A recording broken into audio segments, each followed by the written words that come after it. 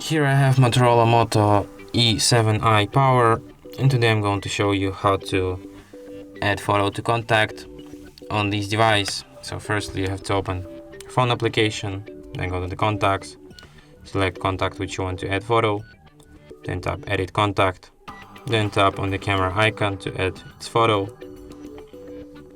Then you can take photo or just select one from the gallery.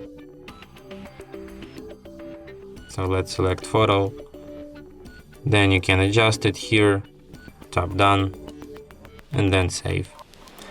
And after that image will be added. And that's it.